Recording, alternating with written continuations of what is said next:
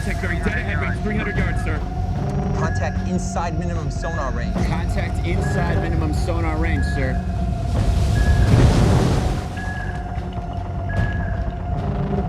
Hydrophone strong, very strong.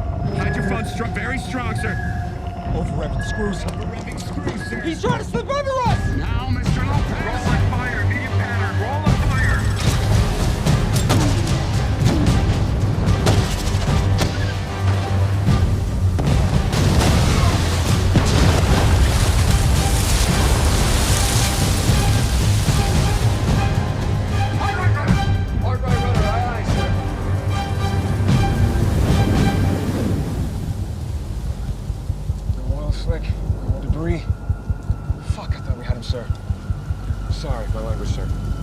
Steady on a reciprocal course. Maintain our present heading. Aye, sir. Sonar, when we come about, standard sweeps on both our bows. Sonar bridge, when we come Aye, sir. Escorts, Greyhound.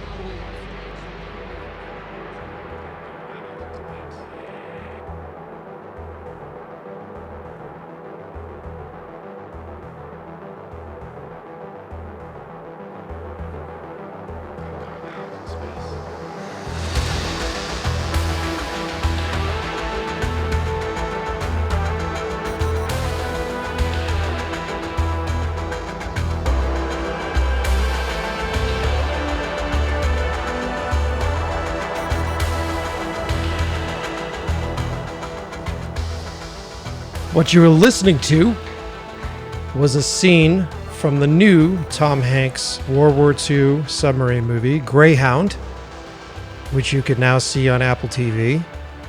I gotta tell you this, guys.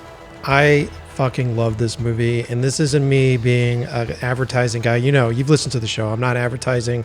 This movie was awesome, and it was refreshing to me in a time period where there isn't a lot of movies like this made anymore. I was surprised. I was really surprised to see the ad for it, the commercial for it, because I'm like, wow, they're still making World War II movies at this level? Really fucking rad. And then, because we work, full disclosure, we work with a company that helps us book guests on the show every once in a while. That's how we get some of the larger guests on the show. And the opportunity to interview the director of this movie came up, and I immediately jumped on it. Why? Well, and why is Greyhound so great? And why am I praising it so much? Because it's a movie that is about actors, that's about characters physically doing something. All the people have a task. I was completely fascinated with what it takes to actually run a battleship.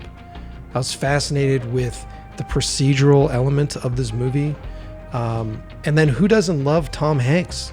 Who doesn't love Tom Hanks in a World War II movie? I mean, you know it's going to be historically accurate if he's involved with it, right? And so I remember I sat down, I put it on, I really wasn't expecting much, and I was just completely enthralled. Now, it's not Saving Private Ryan. It's a completely different type of war movie. And then technically, it's gorgeous. It's a beautifully shot film. And oftentimes I'm sitting there going like, how did they pull this stuff off? So when I got asked if I wanted to interview the director of that movie, Mr. Aaron Schneider, I said yes. And I'm very happy I did, because I just finished the interview. And we talked a lot about his career path as a cinematographer, how he got into cinematography, how he went and created his own short film, self-financed his own short film to make that jump into directing. How, like, one of his first feature films starred Robert Duvall, Bill Murray, Sissy Spacek. If you haven't seen it yet, go check out his film Get Low. Right? What an amazing cast of characters. And we talk about how he found himself in that position. And then how he got into the position, how he met Tom Hanks, and how he got this movie. Because he's not one of those big-time directors that would normally get asked to do this. So it's a fascinating conversation, and I'm excited to have you guys here. I'm excited to have you guys here talk about the show. Thank you. If you haven't figured it out already, you are listening to the brand new episode of In Love with the Process. I'm your host, Mike Pecci. How's it going? What's new?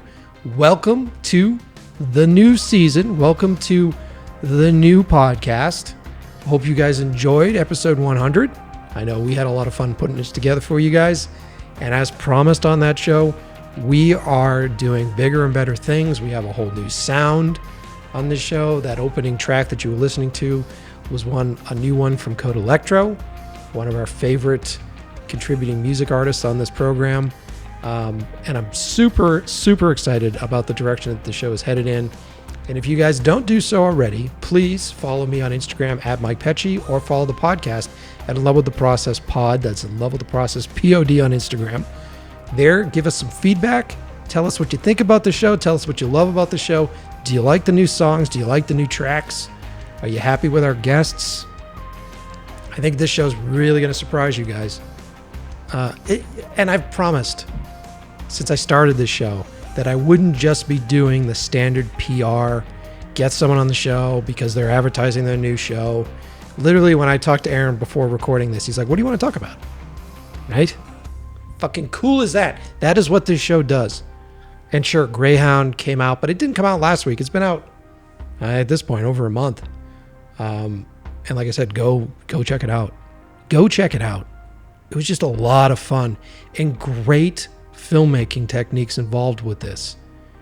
It's almost a horror movie, right? For those of you who don't know, what's the tagline here? Hold on, let me see. I wrote some stuff down. I should be professional. So it takes place in World War II about a naval commander leading an Allied convoy while being stalked by a German submarine wolf pack, is what they call it. So it's a group of German submarines that are stalking these ships and taking them out one by one. It's cool. It's like a horror movie. I really fucking dig it, and very excited to have him on the show. So I don't want to delay it any further because we talk about a lot of really good stuff. So you know the deal. Go grab those noise-canceling headphones. Oh, and by the way, before we get into it, have you bought a t-shirt yet? Because I've been threatening this, and hopefully this show will be out. It might be. Hold on, because I'm recording this ahead of time. Ooh, this may be your last chance, right? If this show releases when we think it's going to release, you will only be able to pick up an In Love with the Process t-shirt until the 30th, which is Wednesday. Which, if this comes out on the date, I'm probably going to fuck myself by saying this, but if this comes out on the 29th, that's tomorrow. So today, while listening to the show, it is your last chance to pick up one of the limited edition In Love with the Process t-shirts. The short sleeve shirts, the storyboard t-shirts that I hand drew myself for you guys, the 12km t-shirt, all those t-shirts are only available until the 30th of September. So be sure to go pick them up. And here's something that only you podcast listeners know. If you buy one of those shirts and you get a confirmation code, send me a message on Instagram saying, hey, I just bought a shirt. Here's my confirmation code. I want to see 12cam. And I will give you a link to see 12cam for free. All right? As my thanks for supporting the show, and everybody that pays to have a t-shirt, all that money goes to making this show happen. So I love you for it. I know Liam loves you for it. So that's it. Okay? So let's get into the episode. I know you're like, Mike, shut the fuck up. We want to hear about Greyhound. So you know the deal. Grab those noise-canceling headphones. Find a nice, comfy place to shut out the rest of the world. Close your eyes and get transported to the brand new episode of In Love with the Process.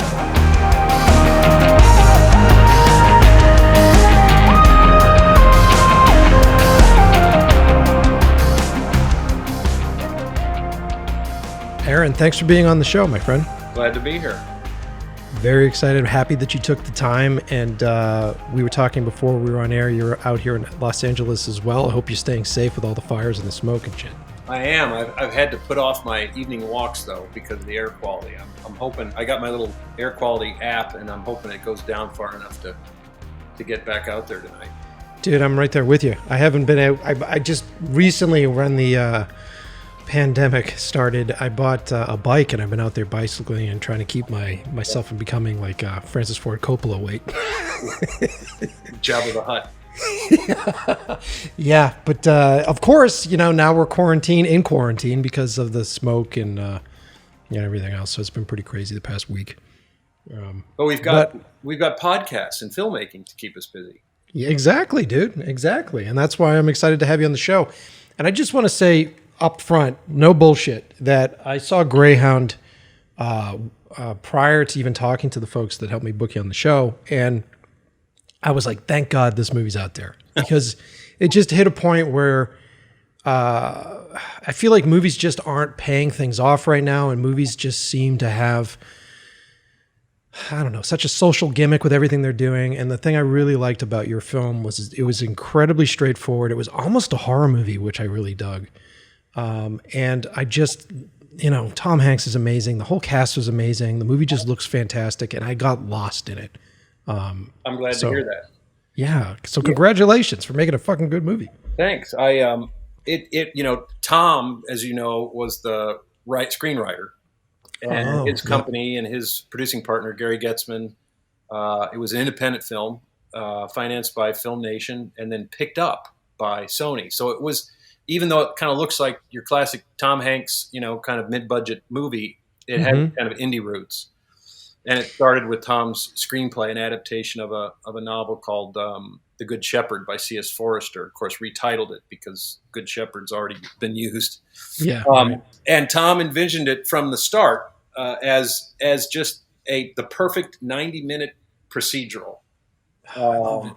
I think a lot of people would probably, understandably so, bring expectations to a Tom Hanks World War II movie. We've had 1917, and there's Saving Private Ryan, and so there was some serious pressure on us. But what we concentrated on was making a really compelling experiential movie that just sort of dropped the audience into the pilot house of a World War II destroyer at the beginning of 48 harrowing hours at sea in the middle of the Atlantic, moving through a wolf pack of U-boats and just letting the audience go for the ride. That's what its aspirations were, to just immerse you in the experience and take you along for the ride. So in some ways, maybe it was kind of the perfect little COVID film because it comes and goes and it doesn't stop, and it's its own little self-contained thriller, I think, and I'm glad you enjoyed it, and yeah. I'm glad to see that Apple's been successful with it. Yeah, dude, and you described it perfectly. Procedural. One of the things that I loved about it is that it is so procedure based. And I love movies where people are physically doing something. They need to do stuff in scenes and in movies. There's nothing worse than watching a film or a TV series where people sit around and they talk about what they need to do. Right. And so I think that's that pulled me in the fastest, was how everybody had their specific task, how fascinating these the procedures needed to be in order to have these battleships run at that time period and run successfully at that time period, and how many physical human beings were involved with all these different tasks that were needed to be done. I thought that stuff was really interesting. Yeah, and that was the fun of it for me, because I started out in mechanical engineering. I got out of high school with a decent grade point average, and the rhythms of Midwestern life at the time kind of push you out of high school and into you have to pick a college degree, and I chose engineering. Wow. And about 2 years into that, I got frustrated. I was doing fine, but I got frustrated creatively because I'd always been project oriented growing up. And that's when I sort of, as the story goes, I ran into Billy Crystal down into Florida on a classic family vacation and asked him how to get into special effects, which is what I was kind of leaning towards. And he recommended film school. And next semester I was out at USC. But in that respect, I've always been kind of a mechanical geek. The little details and the mechanics and the puzzles that movies create, the good ones, are part of the fun for me. And so Greyhound was, a really cool challenge in that respect, because unless the audience was sort of steeped in how everything works, you can't make drama out of it, right? If you don't understand the complexity of the way information moves from one part of the ship to the other. The scene with the sneeze, for example, where the Yep. sneeze interrupts the flow of information at a crucial time in the opening act. Mm-hmm. You can't turn a sneeze into drama unless there's a sacred rhythm to the way communication is moving back and forth at such a critical speed. And so job one is that's all got to be palpable for an audience. They've got to understand the way things work before I can make drama out of it. And before a bunch of, reports about blips on a radar screen can be effective, right? Mm-hmm. Before the audience can imagine these blips on a radar screen as trouble, they've got to understand what blips on a radar screen mean, right? Mm-hmm. In their mind's eye. So the movie was full of those kind of challenges, and I'm glad that I'm glad that resonated for you. Oh, completely. I love that stuff. I grew up and I was trained in silent filmmaking, and I've always loved. I mean, movies to me, and I've talked 100 times on the show about this. Movies to me are visual medium, and I like to see people do things, and I like to learn about how things are done by seeing people do things. And I felt like I ultimately got a lesson in what it was like to get one of those battleships to just turn, to get one of those ships to even communicate with itself, to be able to fire, and I thought that the ways that the submarines were sort of like maneuvering themselves beyond the point or too close for the guns to be able to hit them, I thought, oh, that stuff was really, really, really great. And the trick of making them into wolves. I thought that wolf pack thing was really cool too. I don't know. I'm very excited about the piece, if you couldn't tell. Yeah. That's what they were actually called, wolf packs. They were self-nicknamed, the U-boat captains. Back to World War I, they really nicknamed themselves the wolf packs.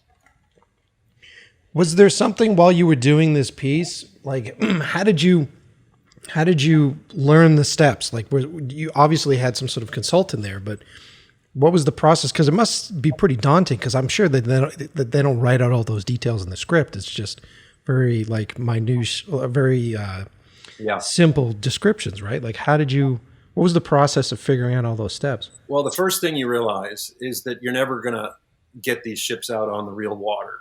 And, it's a process of elimination, right? In terms of how you're going to pull all this stuff off. And step one was realizing we were going to have to shoot this using visual effects and shooting it on land. And then you begin to realize, if you've seen the movie, you can kind of break it down into two worlds. There's the world that follows Tom's character Krause around the pilot house, his interactions with his crew, and him and his engagement with everything that's going on out there over the sea. Mm-hmm. And that would be a 35-day shoot on a film stage in combination with that set matched to a World War II museum ship docked in Baton Rouge, Louisiana, that would stand in for the decks and the weaponry that, of course, we couldn't afford to build. And that those two locations would represent the sort of live action production side of the movie as a whole. And the other half of this thing would be everything virtual. If you think of it like, imagine, if you will, like you have to, you're shooting a football movie. The whole movie takes place during one football game. Mm-hmm. And Tom Hanks is the quarterback, right? And you decide that all the players and the receivers on his crew, right, that are going to in every play of the football game are going to come later in post. And you're going to take 35 days and shoot all of Tom Hanks's coverage as the quarterback, but then he's going to throw the ball to virtual players that don't exist until post production, right? Wow. So before you can direct Tom, before you have to understand the play, and you can't direct Tom or shoot him until he understands what the play is, right, and has the play in his actor's imagination, so that he can, if he sees a lineman slip through the line coming at him, he's got to react to that. That's virtual. If he's looking for a receiver to the left and then the right, and he can't find one, and that's a dramatic beat, he's got to know where those two he needs an eye line for those two beats narratively, right? And then he spots a receiver going long, and that's a third eye line. And then he's got to throw the ball, and he's got to know whether that's a 20-yard, 30, 40, 50-yard pass. Otherwise, the physics of his arm, right, the throw is not going to marry up with how far he's throwing it in the digital world later, right? So if you think of Greyhound as a bunch of live action photography that is going to get married up with a virtual world later, the first thing you realize is that you have to define that virtual world before you start shooting. And you have to have the means, like an efficient means of communicating that virtual world to your crew, to your actors, so that you can fill their mind's eye and their imagination with enough information to build a performance. Because if you're engaged with Tom's character, and if he's the way into the movie, he's the emotional conduit into the whole experience, and if his performance isn't alive with all the reactions to everything out there, and if what's happening out there, the virtual football play itself is not exciting, if it doesn't have shape, if there isn't like that beat in the football play where you think he's not going to get the football off in time, get the pass off in time. So it isn't just the logistics of how you're shooting it. It's the challenge of making sure that these virtual football plays are exciting enough in themselves that when you wrap, get into post and start creating the virtual world, that when the two marry up, you end up with a movie that's compelling, right? Yeah, totally. Now, are you doing a lot of pre-ris for that sort of thing? Are you doing storyboards for that thing? Like, what's your process of prepping that? That's exactly right. So step one was define the football plays. And it turned out that the novel that the script was based on, of course, the script is a much smaller extraction of the novel, as any of them, as any adaptation is.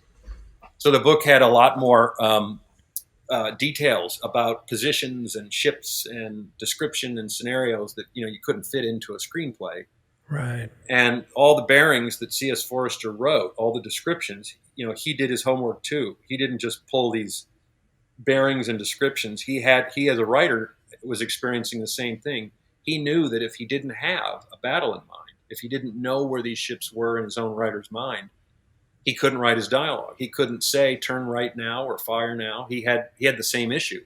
Yeah. And it turns out the book, in the text in the book, we could extract all that extra information and go into previs. And we started creating maps with a naval consultant. We extracted all that info onto naval maps and kind of plotted out what was really going on in these scenes. And then those maps were input into Maya, into the previs software.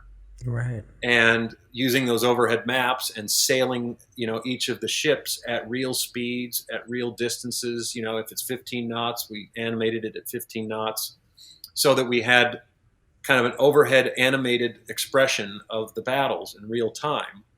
So that no matter what piece of the battle we were shooting, we could orient ourselves to his ship, figure out where to put eye lines, and then everybody would gather around an iPad, and by sort of imagining themselves in the cockpit or in the pilot house of the main destroyer, could put together for themselves a kind of a tactical awareness of what was basically going on in the 90 seconds we'd be rolling. And then you marry that up with LED lights out on the stage to connect their understanding of what's going on to an eye line. And, by adhering to this overhead map in production and by referencing it whenever an answer was needed in post, you had the sort of spine, you had this virtual world defined so that even though you'd be shooting them months apart or creating post-viz later on, months apart from when you shot it, these overheads ensured that the two would marry up. That what you did on set was going to marry up with the visual effect and the ship's position and the ship's speed later on in post. It's so cool, man. I love this stuff, and it's incredibly complicated, but then as you sort of break it down, it starts to become more understandable. And then it must be twice as complicated, because if you're doing a car scene, right, and you've got two guys chasing you in a vehicle, and a guy pulls up on the side, and in the script it says, okay, so he turns the car into the other guy trying to push him off the road. You simply know that all it takes is inside the car, maybe he accelerates and he turns the wheel to the right and pushes the guy. But then you have to understand, when you're dealing with battleships or ships, what it takes to turn a ship to the right, and what terminology the captain has to use in the system of command that is going to go through in order to get these specific things done. That in itself must have been fascinating. Were you getting that from the book, or at that point were you talking to a consultant and like, what do I have to do when the ship turns right? You know what I mean? What you're talking about is really interesting, because the first thing you realize, a car scene comes with a lot. The audience, when the audience is watching a car chase, they're bringing to it a lot of knowledge, right? They understand that there's two lanes in a road and there's opposing traffic, right? We all drive cars. So if you want to mine oncoming traffic for drama, when someone tries to, go out and pass someone with oncoming traffic, the audience instantly knows, oh, he's going to try and pass. Right. And I know that oncoming traffic is danger. So the filmmaker can mine that preconceived understanding of traffic and does not have to educate the audience to create a beat of suspense, right? You don't have to explain how quickly cars move, and you don't have to, we all know how quickly a car can sort of swerve back into its original lane. So when you're creating suspense, there's just a whole library of preconceived understanding that filmmakers can build on. Exactly. When you're talking about a destroyer movie, in real life, it takes about 2 minutes for a ship to do a 180-degree turn. It's not like Fast and Furious, right? So interestingly enough, one of the things I had to decide, I told you we animated those maps at real time. And I would have a scene that describes hard right rudder, bring us around in the opposite direction. And like any good movie, you want to accelerate that. You don't want to spend 2 minutes turning a ship. You want to accelerate it. Right. But then if I treat it like a car, right? If I go cut, and I'm turned around, the audience doesn't know that took 2 minutes. So do you know what I mean? So, but 2 minutes was enough time for the sub to be in a completely different position because it had 2 minutes to sail, right? Right. So right. That's just an example of, I think, what you're talking about, and not to mention that, we understand in a chase scene there's two lanes and there's two directions. At sea, there are no geographical markers. There's no, there's nothing to orient you. Right. You're relying on your compass at that point. You're relying on your positioning. You shoot a scene where a guy walks into his lawyer's office and sits across the desk from him. The lawyer's got a bookcase behind him and the client's got a window behind him, right? Right. Yeah. And you shoot a wide shot and they go, oh, I get it. We're in a room this way. And now the camera can go all over the place with the audience's sort of inherent understanding of two guys seated across from each other at a desk with a background that's unique behind each of them that helps you understand your geography throughout the scene. You take this stuff for granted. Of course. And then there are filmmakers that, like, a lot of people give Michael Bay a lot of crap for that because he's jumping all over the place. And you're like, I don't know where we are at this point. So geography is really important, especially in action sequences, because then you understand where people are and where the threat is coming from. Exactly. And so when you're at sea, with cloudy skies in every direction, you don't have that bookcase behind the lawyer. You don't have that window behind the client to help you orient people. And one of the last phases of our post-production was doing a pass where we created some very specific and crucial overhead shots that helped audiences understand some of the, some of the kind of physical placement of the scene, so that when we cut back down into the action, because that's the other vision Tom had for the film, is that it would be a very hyper subjective experience. That when we first set out, the goal was to never leave his point of view, and try to communicate everything there is to communicate. Treat it like a cowboy on a horse. We can shoot the cowboy. We can shoot a close-up of his pistol. We can shoot his horse and the horse's hooves. But we can't go up to the top of the desert and shoot the horse in the middle of the desert, because that's not a subjective point of view, right? Mm-hmm. And that's the way that really hard discipline is the direction we headed in the beginning. And then, and we, and it took some real work to help the audience understand positioning when you don't have that ability to jump outside and orient yourself. But as it turned out, that was, really well designed, well placed, minimalist amounts of overheads ended up being kind of the solution in a few cases. I find that fascinating because I've run into that too when I direct stuff, and I'll set myself up with a set of rules, or I'll get really excited about a perspective or a point of view, and I'm like, this is what I'm going to do, and this is what I'm going to make it work. And then oftentimes, you spend so much time just sort of pushing that and going, no, this is the rules. This is what we're going to see, and this is how we're going to do it. And we oftentimes find really great stuff there, and we work with it, and we do it, and we're very excited about it. And then it's always when you're after that first cut, you know what I mean? You do your first pass in the edit room, and you're like, oh, God damn it. Yeah. I guess we need that wide shot. Well, what you're describing is like that's what they hire us for, is a point of view, right? Like, yeah. You're trying to create a language unique to the film that will give the audience a unique experience, and and that hyper subjective experience, following one man through this horror for 48 hours, was really crucial in the end to making Greyhound work. Up close, studying every inch of his face during each tactical dilemma and every command dilemma and every moment of self-doubt and between him and the crew. That sort of subjective cinematic approach was crucial. But then the film starts to take shape and the realities take over, and you kind of shift. And in other words, I don't think that shift, that change in plan, negates, what you went into it with, right? They're complementary. Yeah, no, because if you hadn't gone into it that way, then you wouldn't have 98% of the meat. Exactly. That is really fantastic. And the tone, which is the most important aspect of it. And that whatever set of rules that you set yourself before you get going, it is to build that tone. It is to try to get that, like you said, that specific point of view. Writers do the same thing when you think about it. Writers outline, they have an idea for what they want to express and a story they want to tell. But every single writer you talk to will talk about how they sit down and start from a very specific idea, point of view, and a story they want to tell, and then suddenly the story wants something different.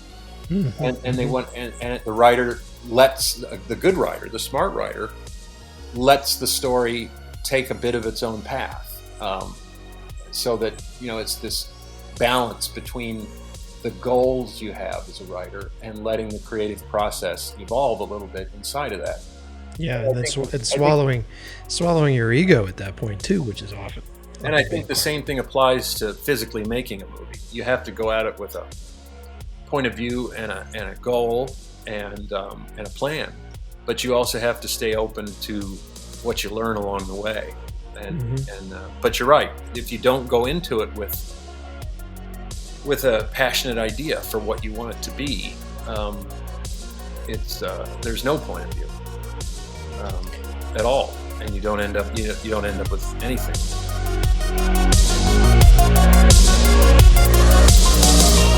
All right, now's the time. You know it. Now's the time to give some thanks, to give some love and thanks to the sponsors, the people that make this show possible. And let's see, while we're here, let's see if I can let's do some live music mixing. Liam, let's see, we'll do a little bit of this. There we go. So first up, our good buddies over at Puget Systems. If you're a filmmaker or photographer, if you're a video gamer, if you're someone that is just tired of your computer not being fast enough, and you realize that it is time to buy a new computer. It's time to get something that'll do the job for you. And you don't want to go to one of the normal manufacturers that are just going to charge you an arm and a leg for it, right? I mean, there's nothing worse than being in debt to gear that is outdated and you're still paying the bill on it. So why not go and buy yourself a PC? Now, PCs just aren't the cheaper option. PCs are a smarter option because you can customize them with the hardware to specifically do what it is that you want to do. So that oftentimes they're faster and they're less expensive because there's a competition in the hardware market for it. So build yourself a PC. Now, I know the idea of building your own PC can be a scary thing. Don't worry, I've done the work for you.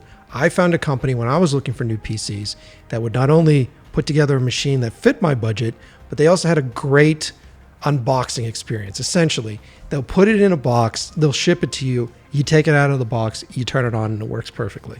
And these guys have fantastic customer support, right? So you're not Apple Care. What is Apple Care? I literally can call these guys and get them on the phone. That's huge.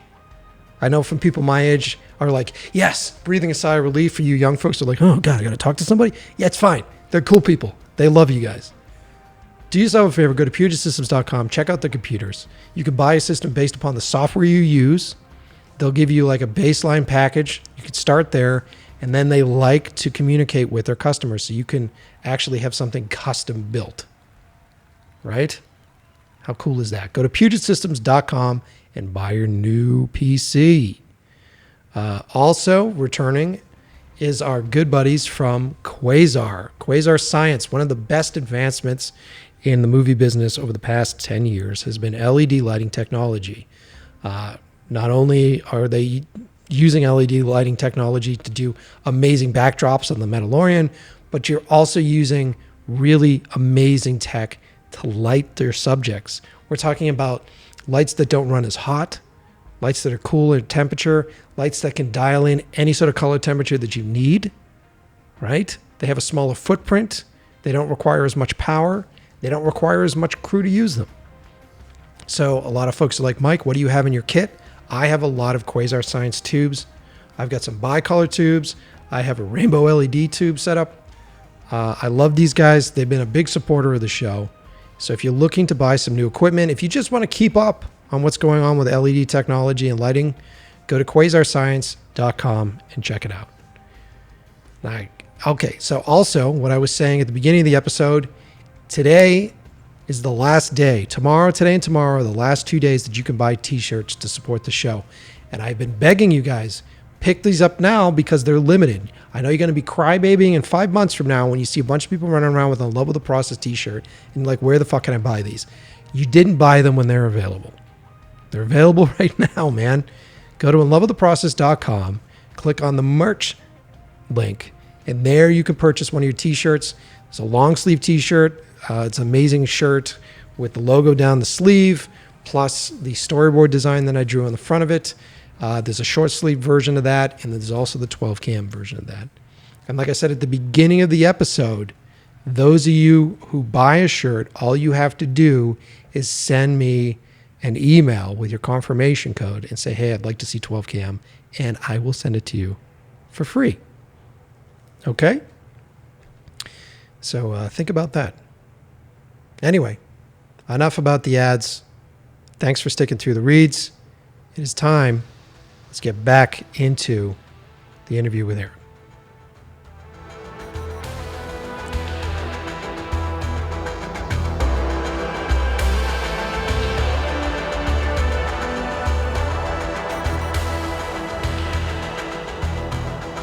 It's like, I love this, man. I love what we're getting into.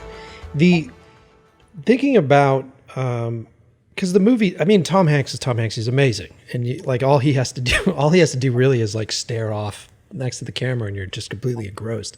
That must have been very relaxing to be able to do a close up of him and have it be almost as powerful as the 3D animation of ships. You know what I mean?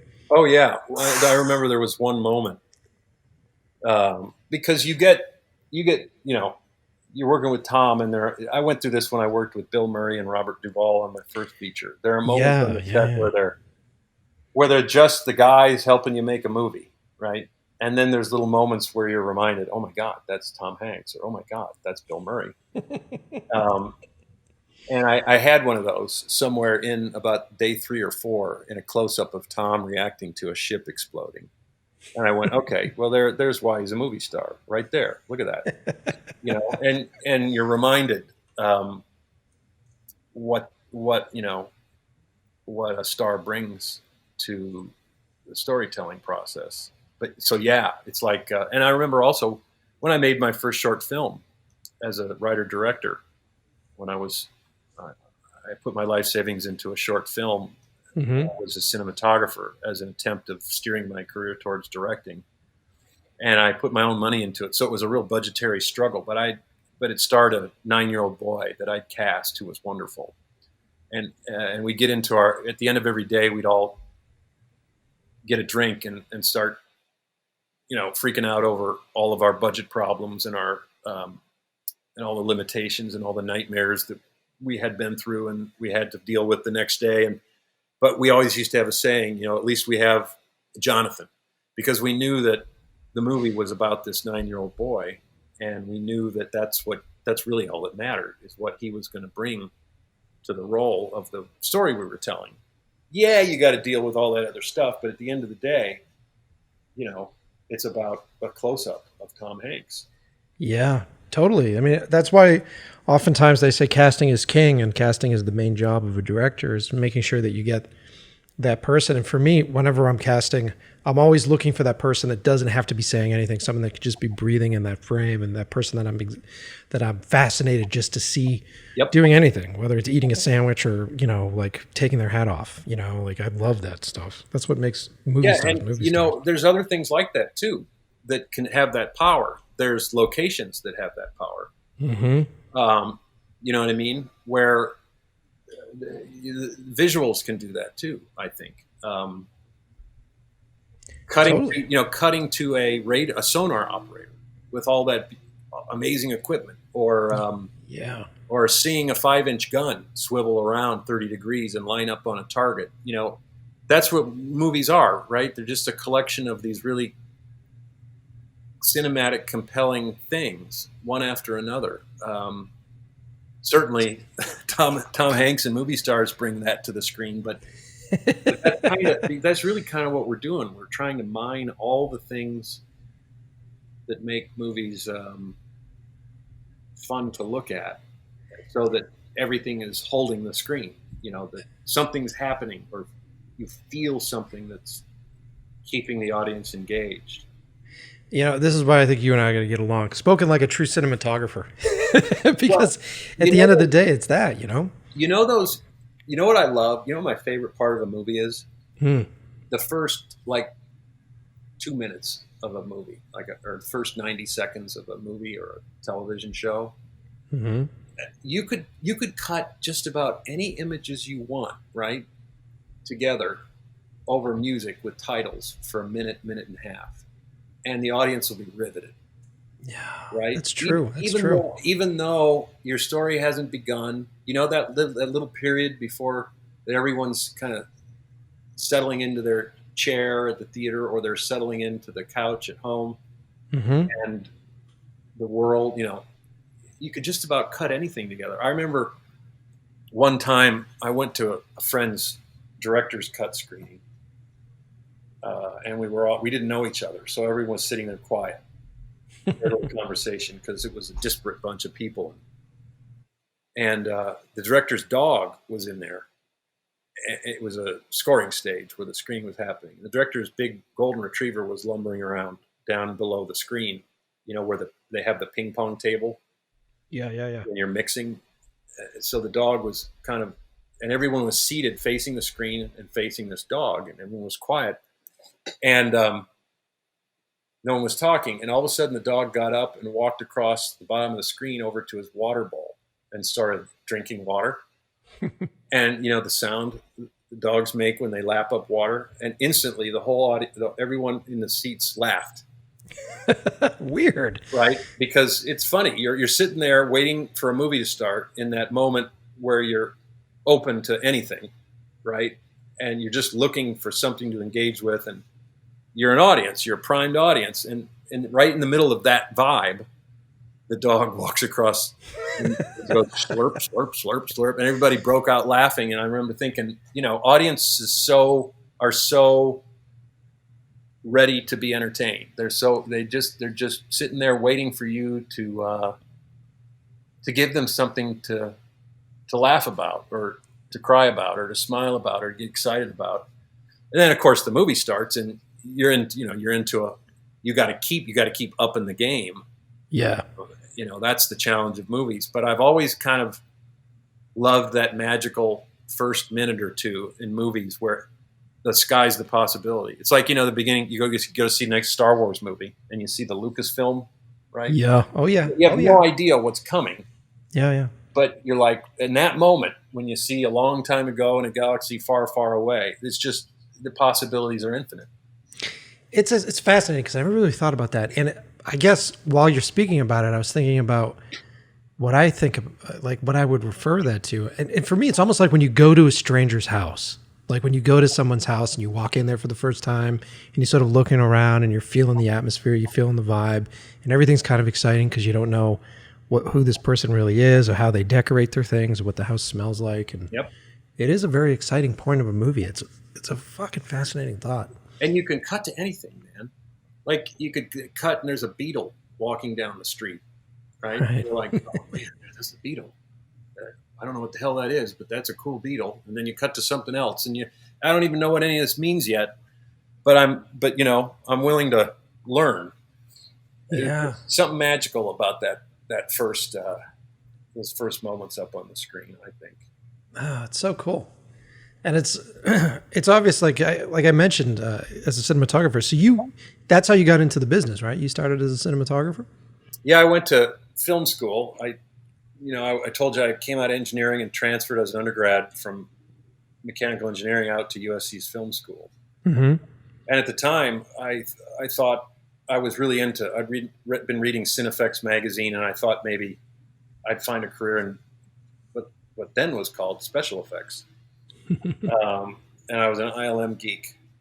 And there was a class that just fatefully happened just the first semester I was there, that was about special effects, and it was being taught by a man named Mark Vargo, who was the optical printer lineup guy on Return of the Jedi. Really? Okay, cool. And so he was able, with his relationships, to bring in the Richard Edlunds and the Dykstras and the Phil Tippett's and like everybody I was reading about in Cinefex every week did a guest lecture, and I was a real hammers and nails kind of kid, and but at the end of every lecture, each of these guys would say the future is computers, and I'd go, oh man, I don't want to do stuff on computer. I just got out of computers and programming computers. I don't want anything to do with computers. I want to do hammers and nails. I want to shoot models against green screen. Right.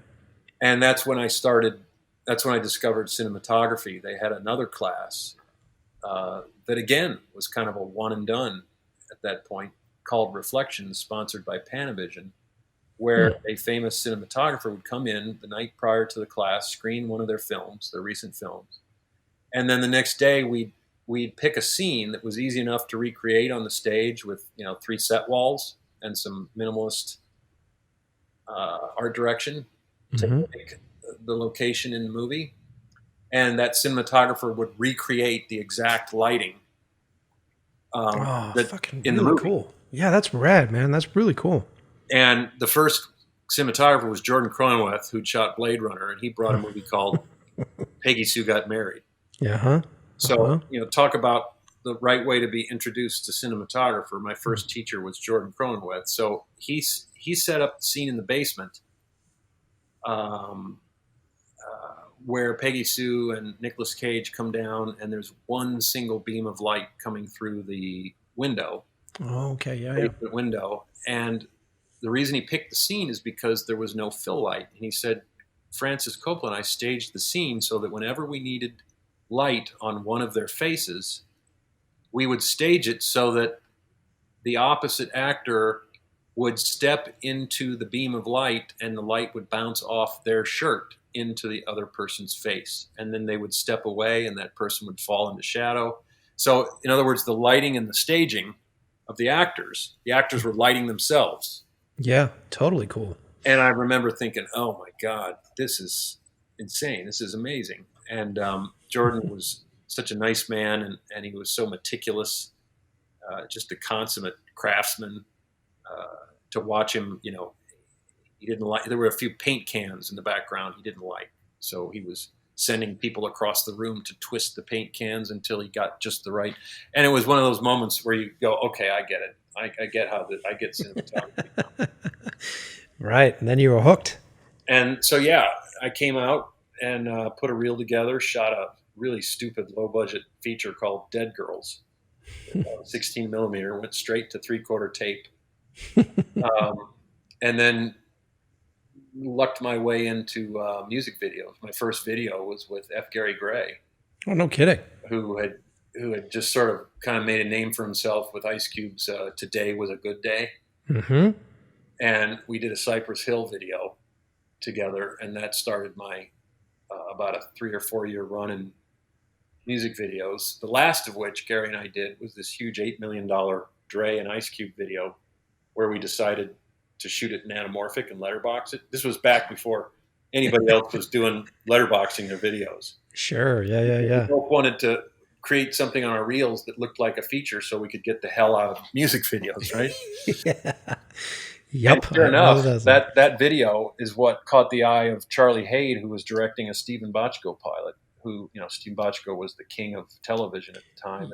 He did like NYPD Blue, right? Was that him? That yeah, did that? LA Law, NYPD Blue, and Yep. Doogie Howser,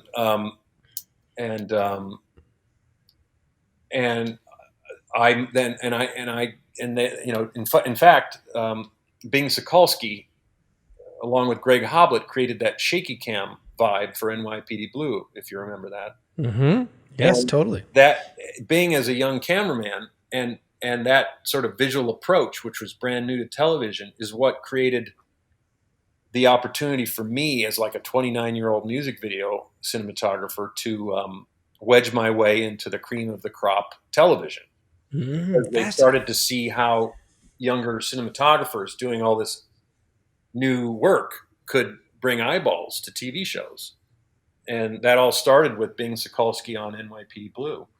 And that's how I got my break in television. That led to features. And then that's when I decided, after a few features, I decided to make my short film and move into directing. It's interesting because I forget, because I remember watching NYPD Blue as a young kid or as a teenager and being totally fixated on it. And it was that they were changing the visual style of television, especially like cop dramas and dramas on TV with that shaky cam stuff, which was a big thing. I forgot about that. That's fascinating. And then it's thus gone on to do, like, every fucking show does that shit at this point. That coverage is like so baked into television. But well, I think where it started, it was, who was that commercial director who was doing the Levi's 501 blues in the 80s? It wasn't, Fincher wasn't doing those. It was, no. This is way before Fincher. Oh God, I'm not going to remember. I want to say not Doctor. Anyway, there was a preeminent, kind of commercial director who was using that shaky cam vibe to sell blue jeans, 501 blue jeans, and it caught fire in the advertising world. And it was, kind of verite, handheld, exaggerated handheld, where the camera brought a bunch of energy. And because it was the streets of New York, that's where director Greg Hoblet decided to kind of bring that aesthetic into a cop show to give it that earthy, on the streets vibe. I doubt handheld even had a place in the world in television before that. Maybe it did for a chase scene or something, but but not really. For the whole thing, I don't think so. Yeah, when you think about it, and then maybe, I'm sure they used some of it. I'm trying to remember specifically, but I'm sure in film they were obviously using it, like French Connection and all that sort of thing. I'm sure that was references for those guys. But it's wild because before that, television was pretty locked down and pretty standard. Maybe some Dolly stuff. Maybe Leslie Decker. sticks. Leslie Decker. Dektor for anyone listening. Google some Leslie Decker commercials, and you'll see the visual origins that NYPD Blue kind of brought into narrative television. It's crazy. It's crazy to think about that stuff too. It's because now, like I said, it's the formula. Like it's essentially that formula that runs through any sort of dramatic show right now. You're watching any of the Marvel shows, you're watching any of that stuff. It's just like, let's get that handheld coverage. Yeah, there's a lot of, it's funny. Every time a new technology comes out, there's a period of about a year and a half where everyone goes nuts with it before they finally calm down. Every time I watch The Graduate, I'm reminded of how the zoom lens had just come out. Yes. For example. Yep. And they did some really clever things with it, but the zoom is Coppola. That famous zoom at the beginning of Godfather was a much more tasteful use of new technology, right? A computerized zoom where it took 2 minutes for them to zoom out of the guy's face, the opening speech there. Oh, totally. Yeah. But you see where either a fad or technology kind of, like right now, there's a lot of teal and orange in the color correction of movies. Yes, very. Once again, I'm going to mention him. The Michael Bay color, the processing. Yeah. And there's even videos online. Get your free Da Vinci copy and learn how to do the teal and orange Hollywood look. And all that's going to do 10 years from now is make a movie look ridiculous. It's going to remember the electronic claps in 80s music. Yes. Yeah. Like the clap beats. Yeah. That's all teal and orange is going to be 10, 15 years from now. Is an 80s clap, synthesized clap. You gotta. It's funny when you look at those fads too, because there was that whole period after Fight Club and The Matrix where everything was like green, and then everything had that sort of bleach bypass vibe for quite some time in the early 2000s, late 90s, and then you had like the underworld blues. It's funny how we just sort of gravitate. Someone puts something out that affects you on such a visceral level that everybody's like, I can fucking do that, and they just run after it. Well, it's the film school aesthetic. It's that period in your career, and if there are film students listening, I would encourage them, to resist. And I did it too when I was starting out. That feature film, that horror film, Dead Girls, I told you about. Mm-hmm. Yeah. I'd just seen Tucker, and I was a big Vittorio Storaro fan.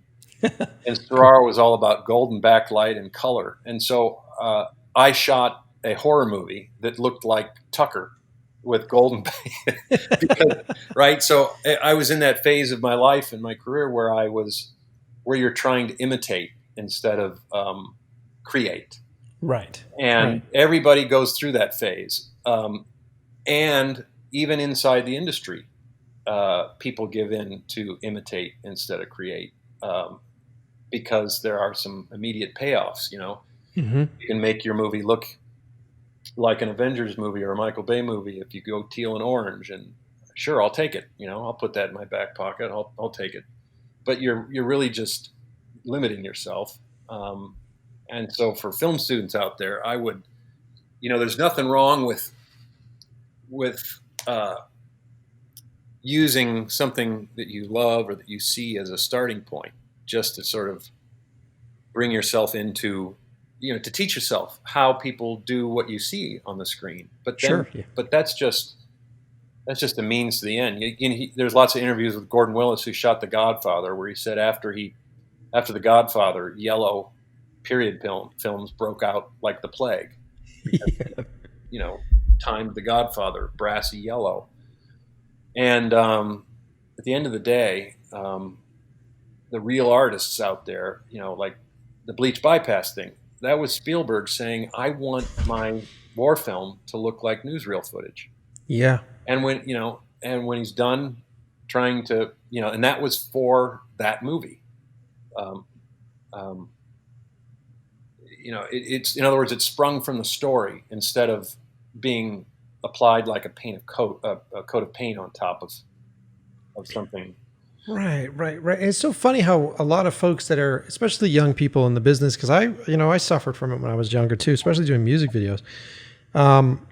It's funny how we are drawn to that stuff, and I think there are two different ways to look at it. One, like you were saying, I believe that there's a language of cinema, and there's 100+ years language of cinema where if you use a 50 mm lens, it means something. If you use a long lens, it'll mean something to an audience just because of what's come before that, because of the history of understanding that when you do a forced zoom or a push zoom, that does something to the audience. So if you can understand that language and you can examine that language, and if you watch a scene and go, why do I fucking feel this way?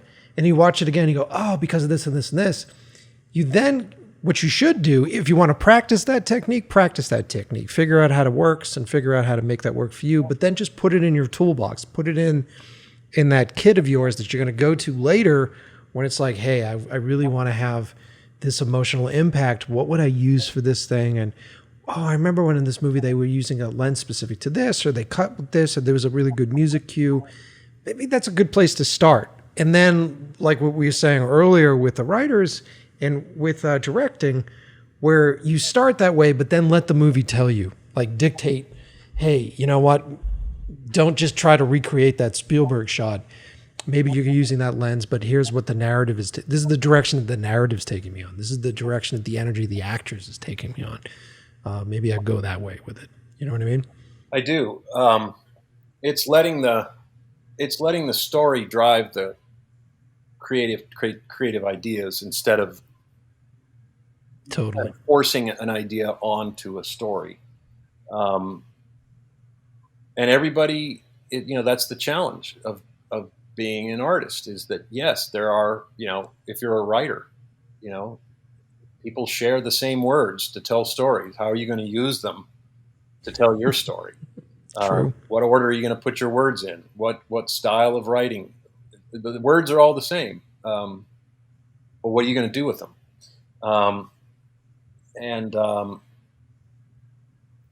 And that's the challenge. That's where we all, the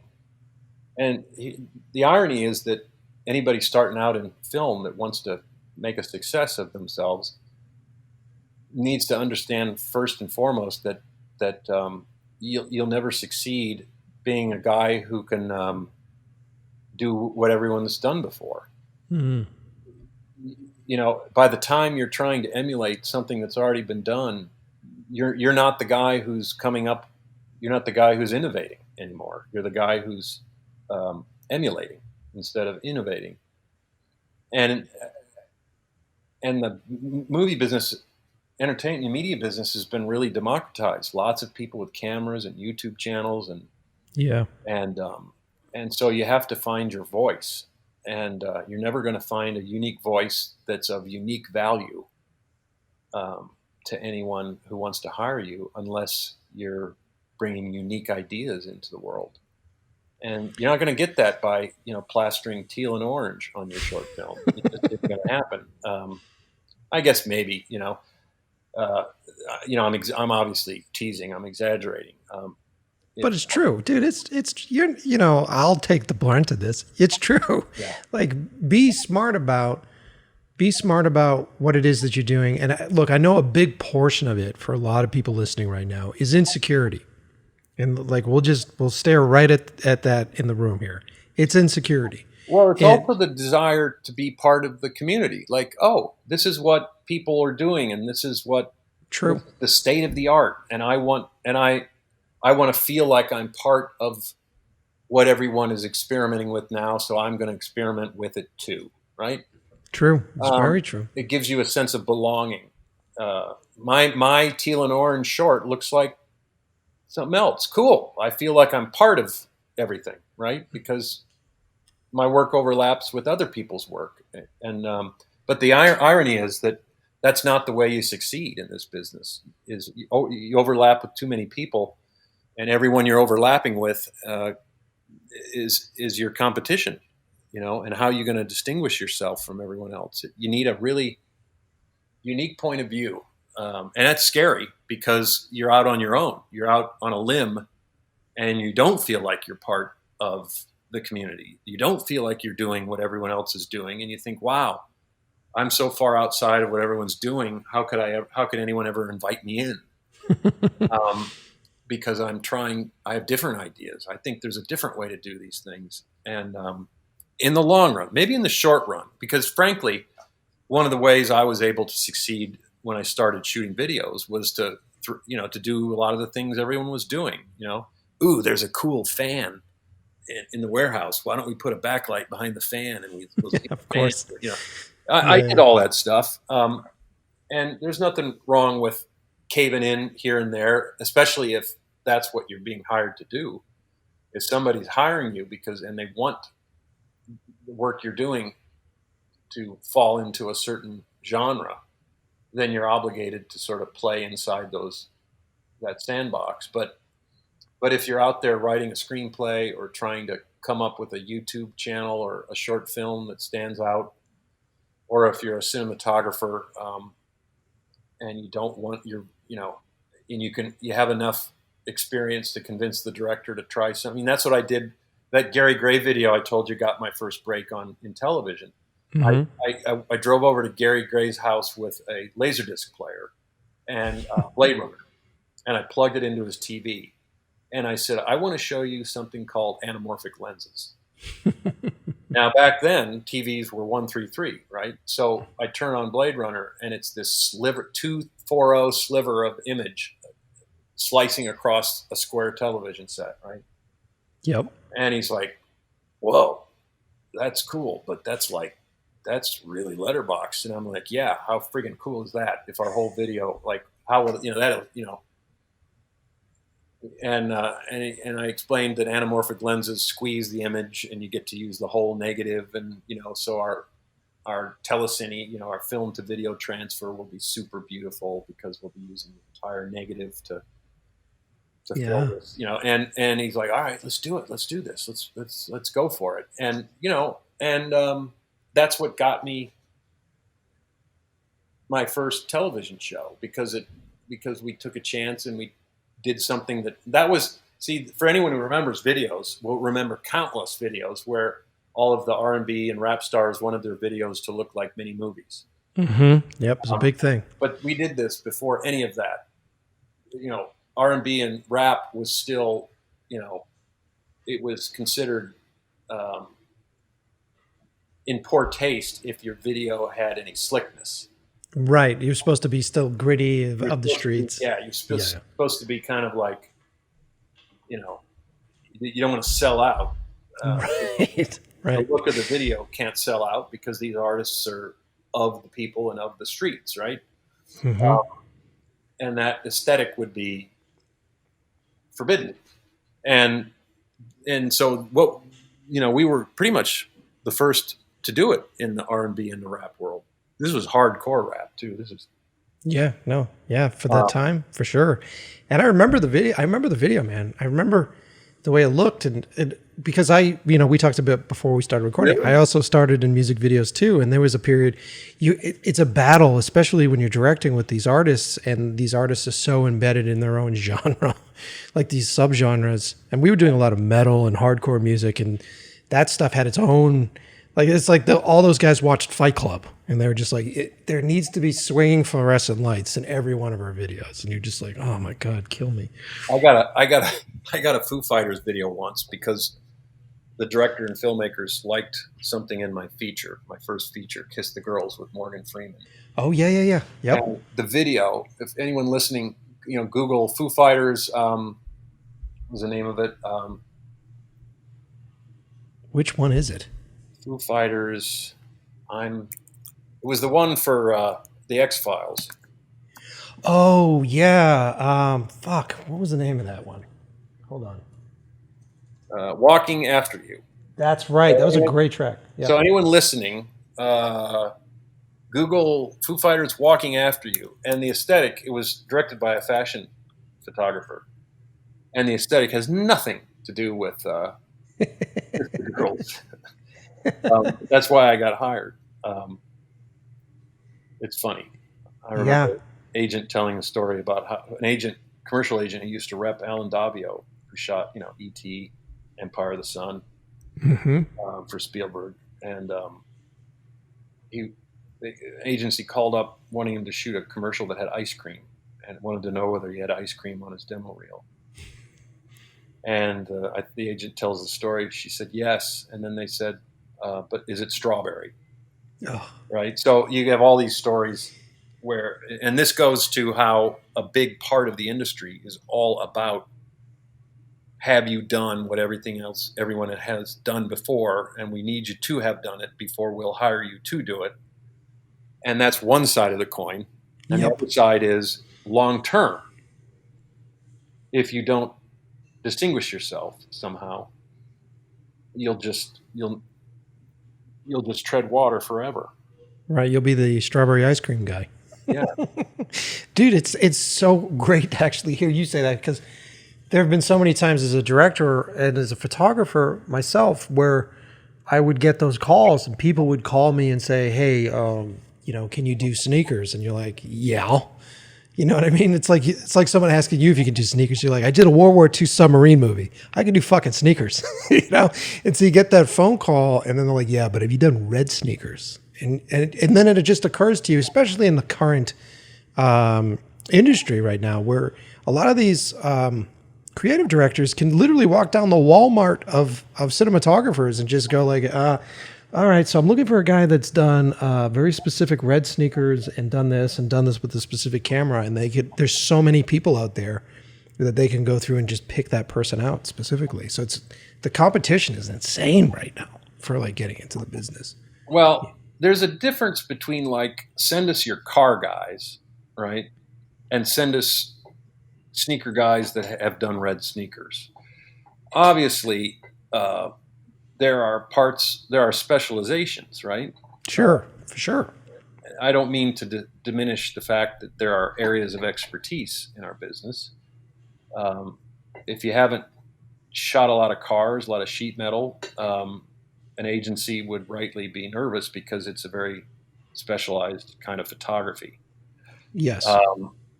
But then it can also get ridiculous, and that's part of the game. Is yes, it's an industry where they want to know that you can do what they're hiring you to do, but then it can also get stupid. Yeah, no, and you're completely right. And we should really point that out that, Yeah. if you're using specialty equipment, if you have experience actually doing some of these techniques, like car photography in general is like such a massive, just lighting vehicles is such a trade on its own. And so, especially if you're getting into the commercial business and it's all about money, and you don't want to have someone on set that's learning how to do it while you're doing it. For Yeah, that sort of thing. a certain amount of this stuff is a reality. Like, if you're going to go out and shoot a 25-day low budget feature, do you as much as you might admire the guy who shot Mission Impossible, is he the right guy to crank out a 24-day feature with all of its inherent limitations and scheduling challenges? And in some cases, a cinematographer would say, yes, I can adopt the right work ethic and attitude to help you make your cool little movie. And I would make an extra effort to, so there's also what kind of managerially, right? It takes a different kind of cinematographer to crank out. Back when I was shooting television, we were shooting 8 pages a day. And I was striving to get feature quality photography on the screen when we had 8 pages to shoot a day. We would shoot an hour of television in 8 days. It's crazy. That's the equivalent to a 16-day feature. It's crazy. That's a special skill, and even your crew that's working for you has to have a different level of intensity, or different kind of toolbox of shortcuts, different levels of compromise. And so that's part of it too. You have to show producers and studios that you can live in the world they're going to put you in. Mm-hmm. But again, the overall subject being there's a big difference between specialty and special skills inside what you're doing, and some of the attitudes out there that you got. It's like I need to see the strawberry ice cream, or I'm not going to give you the job. Right. I have to go shoot your commercial before you can hire me to shoot your commercial. Yeah. Right. But all of this is to say is that this energy, like you having to have done it before to get the job, is in direct conflict with what in the long term is going to make you successful, which is doing things differently. Right. And shaking it up and finding a way to get noticed outside of what everyone's cranking out. That's the battle. That's the battle in your career is you got to follow the rules here and there, and then you got to go break them over there enough to make yourself to show something special. Right.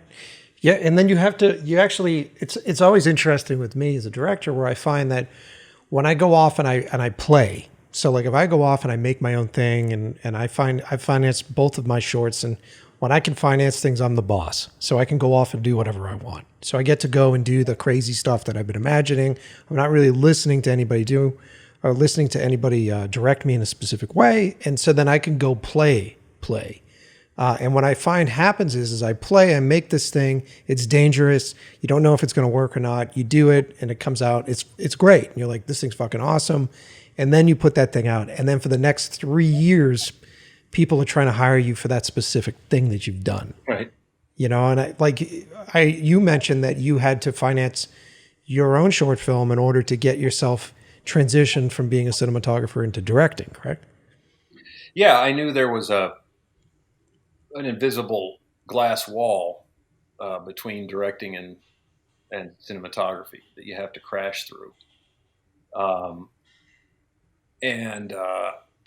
People, no question, cinematographers are storytellers and very sensitive to the job of directing, and the two jobs overlap a lot.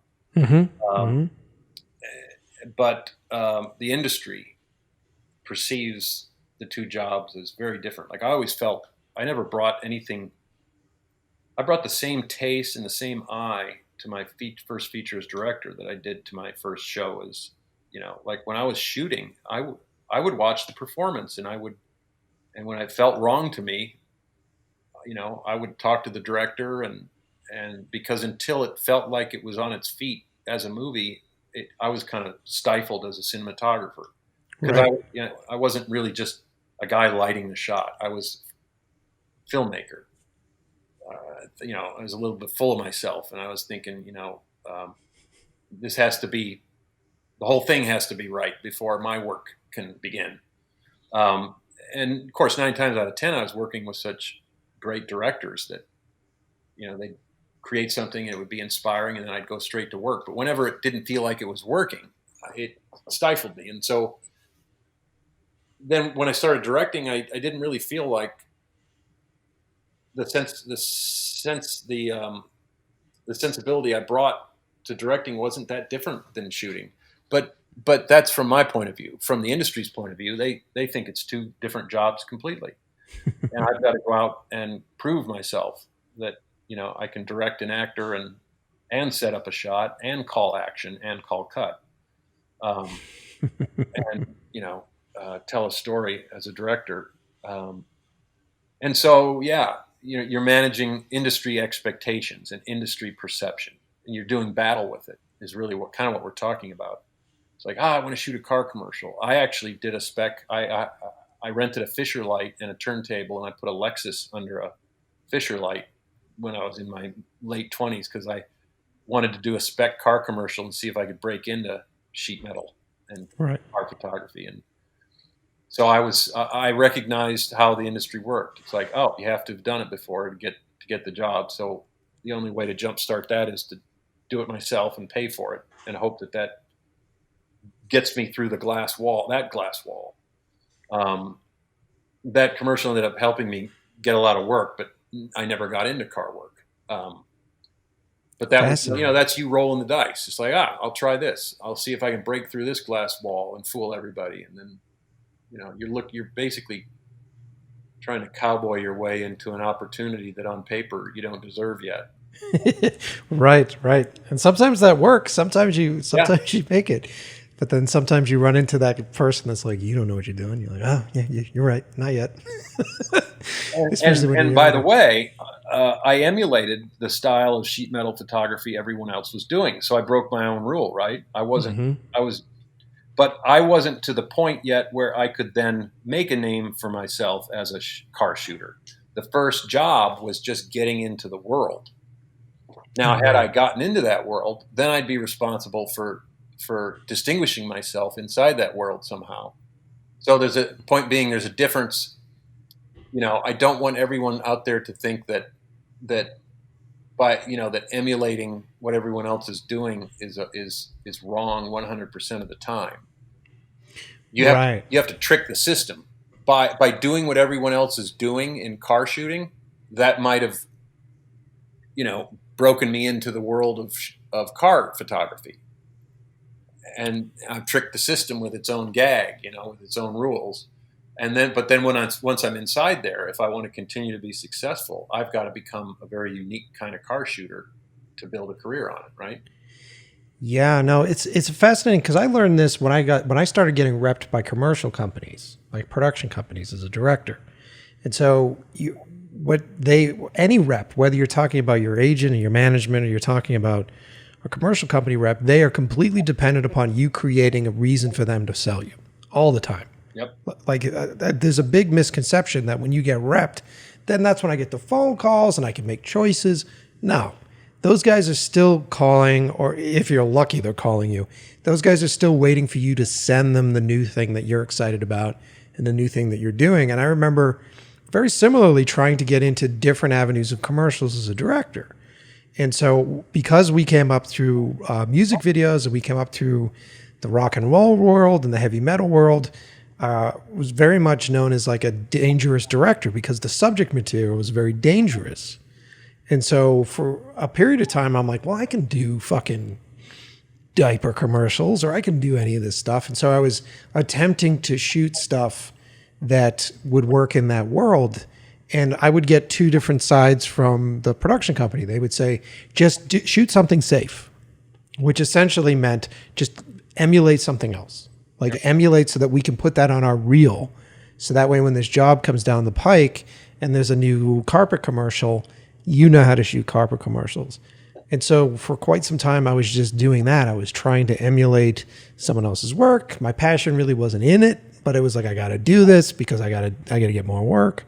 And so I was doing that for a little while. And then I found that really wasn't getting me more work. I think maybe I got a job once in a while, but it was always like, so-and-so's not available, so you can do it, but at half the price because you don't have as much experience. But then in the middle of this, you probably look over across the company and some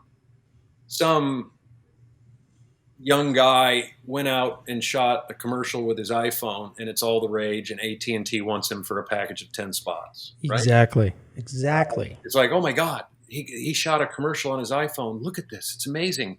And now this guy's off doing, 10 spots for Coca-Cola or something. And, and that's what we're talking about, isn't it? There's a part of the industry that is begging for you to do more of the same and will pay you well for it. Mm-hmm. And that's one path. And then there's a different way into success where you stand out with new ideas and people are always hungry for new ways to sell products. They're both legitimate ways to build a career. That's another thing I should probably say is that you can have a pretty cool career. Just cranking out what everyone else is doing because you're good at it, you're reliable, and you build a client base and you try to grow it over time. And every now and then a bigger opportunity does come along, mm-hmm.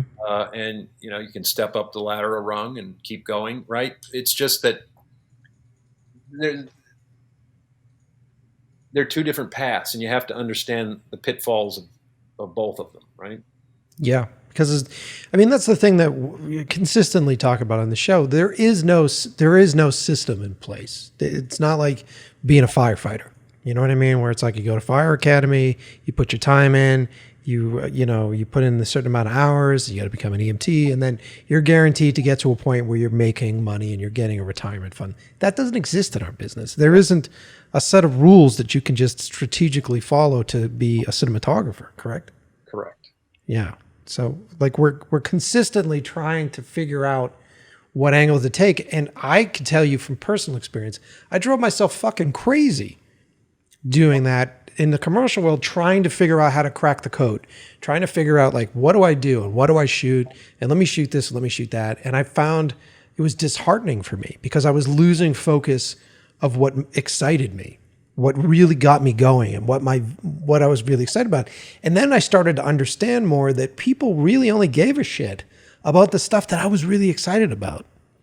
And so maybe I'm not the guy to do diaper commercials because it's not in my DNA to do that. Well, here's the other thing that's important to understand, I think, is that at the end of the chain, at the end of the sort of, node chain, what's defining success, right? Like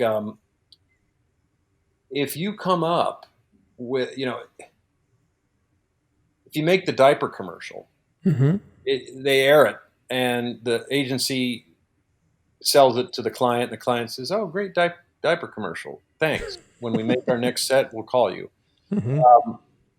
The sort of the loop, the way that bounces and comes back to you as a director, it doesn't. You're creating a widget, right? But Right. you make a YouTube channel where you're doing something fun and creative and unique that entertains everybody. The feedback loop is everybody wants to watch, and you have more likes on your channel, and you build an audience, right? Movies. If you make a movie that everyone loves to see, they buy tickets, and it makes a lot of money, and that bounces back on you because you made a studio a bunch of money, and now they want you to do something else and make money for them again. There's no in the commercial world. How are you going to define success? And it seems to me in the commercial world, because I spent a lot of time in it, the success is really like, I remember thinking, okay, I shot this commercial. It looks great. I went to the telecine session and with the director and the agency, and they loved the way it looked. So how does that benefit me? Well, I guess to the degree they liked the film, they might think of me again. Right. But is anyone really going to go, "Ooh, remember that shot of the diapers Aaron did? The way the sunlight came across the diapers. Let's get him for the next one." It's like, no, there's no loop. There's no economic structure for me to build business out of photographing diapers. Right. I can't, there's no way, like, whereas if you make a $1 million movie and it goes to Sundance and Netflix buys it, right? And there's an audience and Netflix needs content and they now turn to you to give them more original, unique content. There's an economic model by which you can build success, right? So each, to us,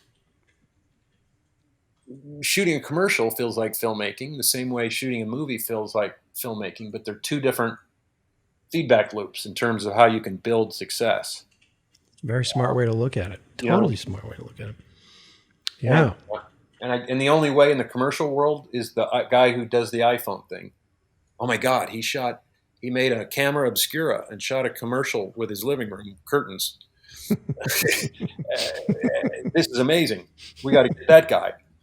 That's right. That's the only really way, you're going to excite the agency world is that they have, like you said, they have something to sell to their clients. How, can I interest you in your next Coca-Cola spot?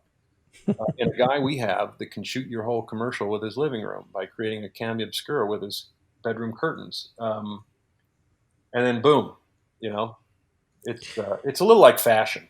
Yeah, it totally is. Because everything goes in and out of style so quick. Yeah. And you can't really rely on that stuff. And then there is, your technique. And if you're banking on a technique or technology, good luck because that it's so fickle. You never know. Yeah, and that's the beauty of television or movies. Guess what? the audience gets to decide whether you work again. If the audience loves what you did, someone's going to hire you to do it again. Totally. Right? Totally. It's a totally different structure in building a career. That's one of the reasons I wanted to direct, is because I loved the direct correlation between, like, if I shot a movie successfully, Mm-hmm. Theoretically, a director's going to see some cool work and want to hire me. But there's all kinds of cool work out there, right? So I'm still competing, and then you got to hope that directors even prioritize. There's a lot of directors out there that, their goal really isn't to have the best looking movie in the world. They just, Right. Yeah. A lot of them aren't even visually oriented at all. right. So if you're yeah. trying to build a career on, like, directors seeing your work and desperately wanting you to do what you did for their movie, not every director out there thinks that way. They'd much rather use their buddy from film school, just because they're comfortable. So Of course, now of course. now your target's getting smaller. But as a director, if you make an entertaining piece of filmmaking and audiences respond to it, boom, someone's going to want you to do it again. So cool too. I mean, I'm like that. I think that would be my next question to you. Is like, how'd you catch Tom Hanks's eye? Was it your feature that you did before this? And then, more importantly, in the feature that you did before this, how'd you get Robert Duvall and fucking Bill Murray? How'd you convince those guys to be in your movie? Well, Get Low had Robert Duvall attached to it, and the producer saw my short film, which was a period Faulkner piece. Oh, yeah. Okay. And Get Low was period in the same period. So there was a bit of the strawberry ice cream going on there. Mm-hmm.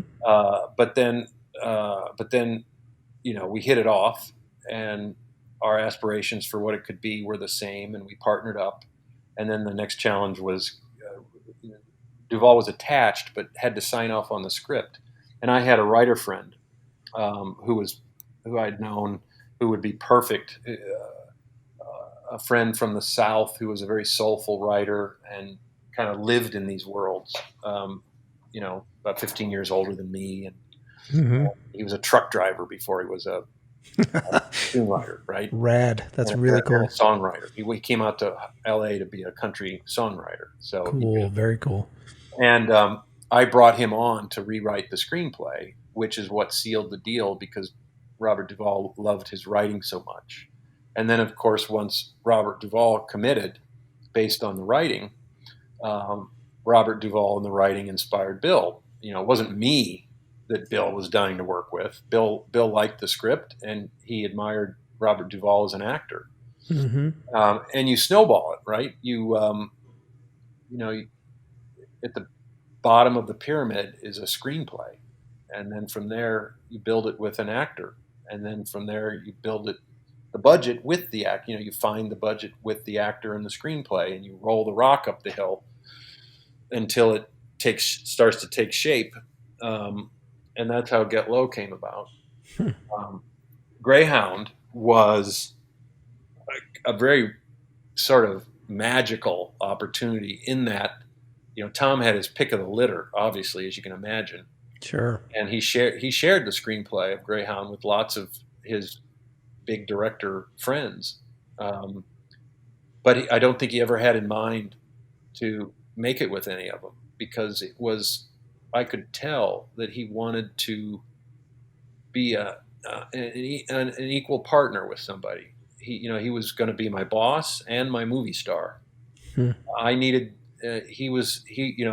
I had to bring the right vision that married up with his to get the job. And then once I had the job, he had to let me direct the film, or the whole thing breaks down, right? So it was this really finely balanced thing where he needed just the right guy who would be willing to partner with him on a creative level that maybe he couldn't get from another huge monster filmmaker.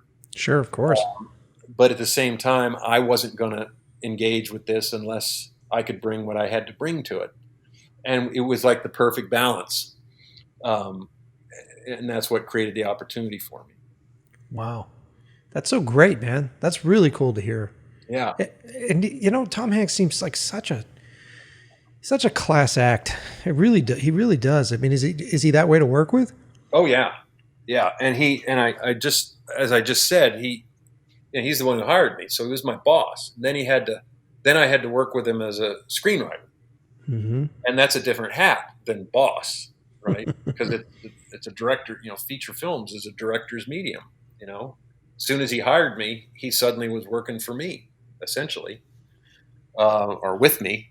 Yeah. And then when you get to the set, obviously the director has to take command over a set in a classic sort of director-actor relationship. So then he had to become an actor, even though he was the guy who hired me, right? So what was amazing about Tom is that he was able to shift from each of these positions, from producer to screenwriter to movie star. And he understood, obviously, because of his experience and his character, he was able to sort of take one hat off and put the other one on in such a way that I was able to bring him my best work. You know, because at any moment he could have vetoed just about anything, right? Obviously, Sure, yeah. But he understood enough about the way the creative process works to give me the freedom to do my thing, even though it was inside of something that he had envisioned from the start himself as the writer. He was the one at the beginning, picturing what he wanted this thing to be. Then he had to hand it off to somebody. That's the plight of screenwriters, though.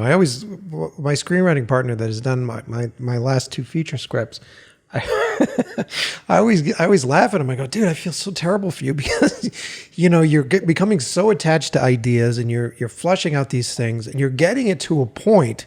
You're getting through that impossible hurdle, right? Of like, how do I get this little idea to make sense? And then how do I get this sense that I've made of it be entertaining for an hour and a half or however long this piece is going to be with story arcs and thematic arcs and do all this sort of stuff. And then they do that hard work and then they turn in a draft.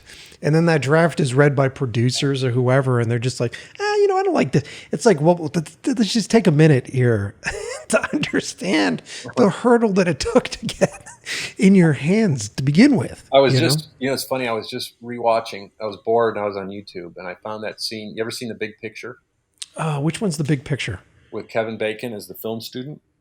Oh, I don't know if I have. I don't think I have seen that. If everyone out there needs to immediately I'm writing it down. The Big Picture starring Kevin Bacon. Okay. And it's the story of it opens at a student film contest with 3 young students, Kevin Bacon being the lead, competing for the student film prize. And Kevin wins, and he is then thrown into the studio system and given his first feature. And he goes through development and script changes, and he wants to hire a cinematographer, but the studio wants a bigger cinematographer, and then he's got a girlfriend, and the female movie stars start coming after him and threaten his, you know. So it's a awesome comedy built on that experience that we all went through, where you're moving from student to professional. Mm-hmm. And there's a scene where he's in his first executive meeting with all the big shots in the studio head. And there's the yes men and there's the yes woman. And there's the guy who agrees with everything his boss says. And there's the first line and everyone's uncomfortable. And there's a scene where someone says, yeah, and the colors will be beautiful and rich. And he goes, well, no, they won't. I'm shooting in black and white. And some studio guy says, well, you can't. They don't even make black and white projectors anymore. Right? and another guy chimes in and says, you know what I think you should do? You should add a scene at the end of the movie where they all throw clamshells. I think that would be great. And so you can imagine, right? And it's got a kind of a Coen Brothers-esque take on that first film, that your first experience as a young filmmaker. Yeah, oh, totally. That world. there's a lot of revenge. Like, obviously, it was written by someone who'd been through it. And Martin Short plays this amazing agent who tries to sign Kevin Bacon as his client. Yeah. And he's hilarious. He somehow encapsulated every agent that ever existed into one. It's very true. They're very specific. Yeah, you got to see it. Oh, I got to watch it, man. It sounds amazing. It's cathartic. Yeah, no, that's something to keep in mind. A lot of the young people that are listening to the show is that, we spend our time and we build our techniques, and it's important for you to take those, 5 years or whatever it takes for you to figure out how to even do what it is that you do, and then know that the whole next curve of learning is now going into the real world and seeing how the real world actually works, and then trying to pivot with the processes that you've set up prior to that. It definitely is a learning curve. It's true. Yeah, it's a whole, there's, the filmmaking ends up being a very small percentage of. Oh my God. Yeah. Purpose. Oh my God. People talk to me, like I talk to people all the time, like, what's it like to be a director? I'm like, I don't know. I do it like 2% of the time. The rest of the time I'm doing everything else. I'm pretending to be a director. I'm writing things. I'm prepping things. I'm talking about things. I'm meeting people. It's like actually being on set is such a small fraction of my life. But it's weird, man. It's weird how that game works, I was on Greyhound for 3 years. Wow. So that's 35 days out of 3 times 365. Let me calculate it here. Divided by, that's 35 days was 0.3% that I was directing. Now I'm throwing out prep, obviously, but sure, but it's depressing. But it's it took me 5 years to get Low off the ground, and the first $2 million of our budget came from my prom date. Really? My prom date hooked me up with a corporate investor, and Wow. it took 5 years, and we shot Get Low in 24 12-hour days. That's what, and that's what this show's all about. That's why I keep saying to you guys on the show, it's about being in love with the process. And the process isn't just being on set and learning how to use lenses and do all that stuff. It is just having a respect for like the smaller conversations, the little things that fill our time, because most of our time is filled with prep. Most of our time is filled with begging. Most of our time is filled with like, hey, can I please work for free? You know what I mean? Yeah. And also, what else is a big part of it, I think, is you have a group of friends, like-minded friends with passion. And one of the ways you can keep yourself afloat, I think, is keeping that enthusiasm and passion alive by sharing the experience with everyone else that's moving through the same process. I had all these film school friends that were all necessarily trying to be cinematographers like me, but they all had their own journeys. And you support each other, and you share stories, and you share what you learned. And when you have a disappointment, you call them up and you support each other. That's a big part of it, is keeping that shared passion alive, and the sense that you're not on this journey alone, because you can learn a lot from what everyone, if you came out of film school and you're lucky enough to have friends that you're moving through this journey with, it's really cool to be able to share what you learn along the way and keep each other's pilot light lit. Yeah. No, totally, dude. Totally. Look, Aaron, this has been phenomenal. We've been talking for an hour and a half, dude. Yeah. No, I enjoyed it. This has been fantastic. I hope it's been helpful. If anything, it's just great. I think, yes, it's been helpful, but personally, I don't care about the audience.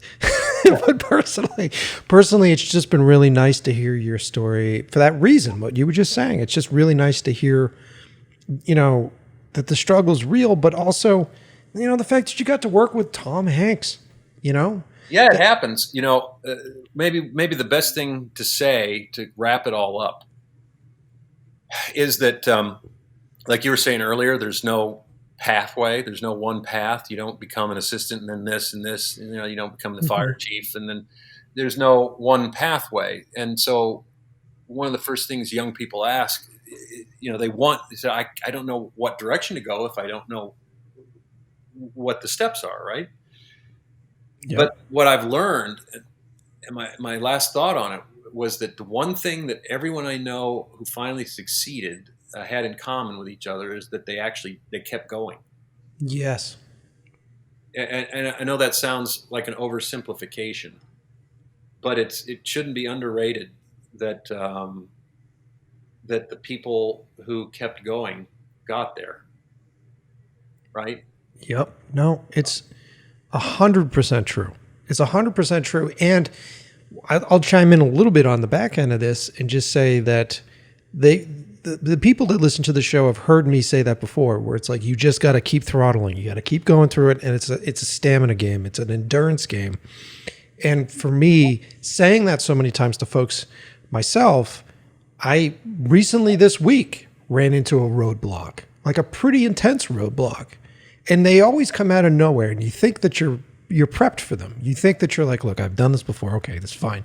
It's not going to hit me hard. I got hit really fucking hard with one of my projects this week, and I'm not going to get into details, but I got hit.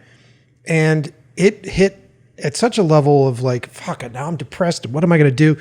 And anger flows in. You sort of deal with all these emotions where you're just like, motherfucker, and you're just pissed off at everything. And it took me 6 days to cool down and have a conversation and then start talking to my writing partner. And in your head, you just go, well, this is unfair.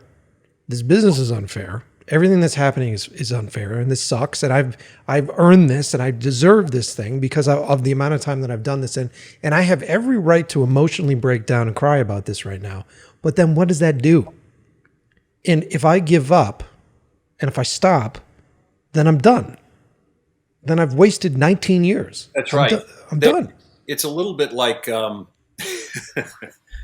this business is a little bit like what's that medicine for hair? The Rogaine. Rogaine. The stuff that grows your hair. Yeah. You start using Rogaine, right? Because you think you're losing your hair. Mm-hmm. And then you wake up one day and you go, I don't fucking need Rogaine. And then you go, well, but wait a minute. If I stop using Rogaine and it's actually kept my hair growing, my hair is going to fall out, right? and so the only way I know if Rogaine is actually working is if I stop and let my hair fall out. Yeah. And you realize they've hooked you because now you can't stop using it, even if it's not working. Or you could potentially lose the hair it saved, right? And a career in film is a lot like Rogaine. It's like you've invested so much time and energy. Yeah. You may have already invested and planted the seeds for the success that you're going to arrive at a year from now. You may already be on the path to where you're headed, and but you don't know yet. Stay with it. Yeah. You won't see how this disappointment got you where you're going next until you get there. Mm-hmm. And so you just got to keep using the Rogaine and trusting that, that everything's working the way it's supposed to. And that's also, I think, one of the things that makes the business very satisfying. By the time you finish making Greyhound and you get to see it on Apple TV, you get to look back at all those roadblocks and those tough times, and it makes it that much sweeter because you go, okay, now I get it. You can have huge stumbling blocks and disappointments and still get somewhere. They aren't necessarily indicative that you're hitting a brick wall. It just means it's gonna happen in a different way and at a different time. So hang in there, man. You'll get there. Thanks, brother. I appreciate it, man. And I appreciate you taking the time. And this has been wonderful. I've really enjoyed our conversation. Yeah, me too. Well, thanks for being on the show. And thank you, everybody, for listening. Yeah, good luck, everybody.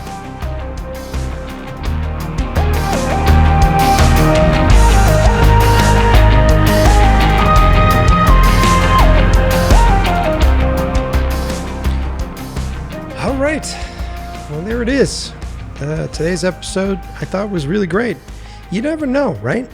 When you get these, at least for me, when I get these interviews lined up, you never know what you're getting. And I had to meet Aaron pretty quick. We met for about a minute and a half before we started this conversation.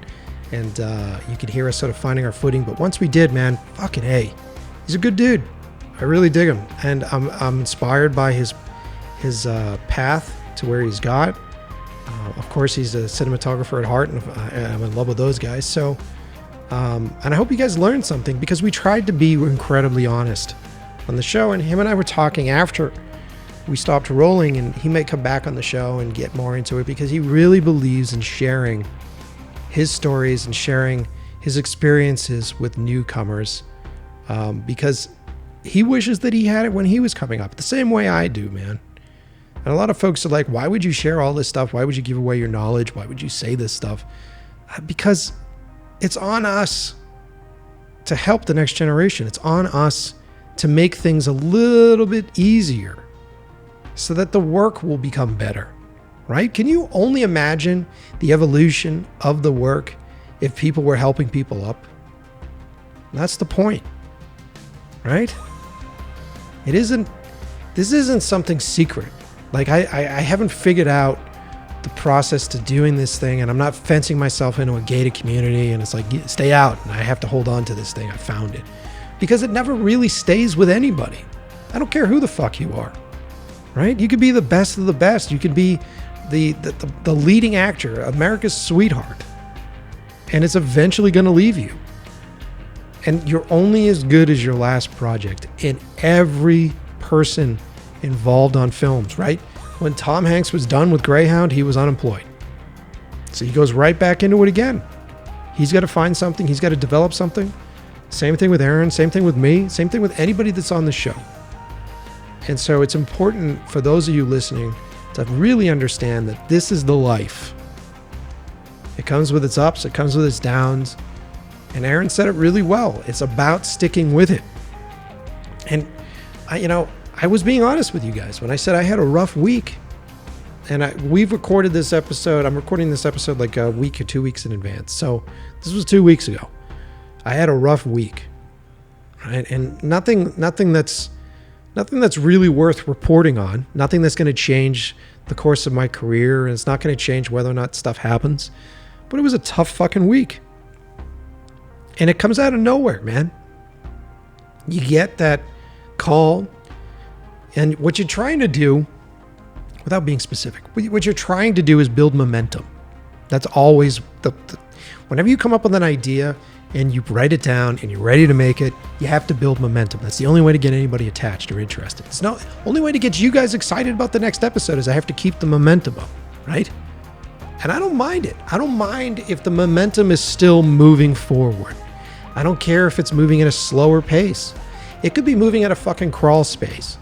And you're like, okay, it's still going forward. It's just those moments where you feel the momentum slowing and stopping. Those are the tough moments. And sometimes with a project, that happens. Sometimes a project hits that point where the momentum for some reason stops. And it oftentimes, most times, doesn't have anything to do with me. That's the most frustrating aspect of trying to get a project off the ground and trying to get a project to where it is that you and me, we spend our time developing our skills. We spend our time putting together what we need to be able to do this right. Learning, right? Learning the language, learning the pacing, learning editing, learning how to communicate, finding self-discovery within yourself, having life experiences that you can express on screen. Those are all the necessary, that's important. It's imperative that we do that stuff. But none of those techniques come into play when shit's getting greenlit.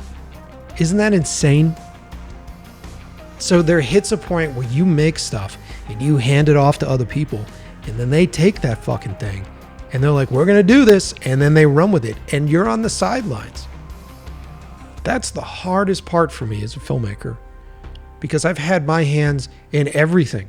From the moment that spark starts in my brain, that piece is with me. and I'm manipulating it and I'm pushing it. I'm rolling that ball uphill, getting it to the point where it starts to roll down the other fucking side. And I'm running in front of that ball, pushing people aside, making sure that thing continues to roll. But then it hits a point where you have to hand that off to somebody else. It's really difficult. And oftentimes, things slow down. And like I said, it hits hard. Because you've heard me on the show 100 times tell people 100 different ways to get through it, right? It's fine. You keep pushing forward. You're still going to get through this. It's going to be great. It's going to be good. Keep going. Keep going. But when the way that this business works, it's a cruel fucking asshole, this business. Because it comes in and it sneaks, it fucking sidewinds you, right? You're driving down the street, you're at a good pace, you're following the rules, you're stopping at all the red lights, you go through an intersection, it's your turn, and bam, a fucking car hits you, right? That's how this business works. And usually, sometimes it hits you with good news, most of the time it hits you with bad news. And so then you have to go through that depression. And I think this is relevant to what everybody's going through right now. Because we're all in a depression, straight across the board, right? You get some bad news right now, right?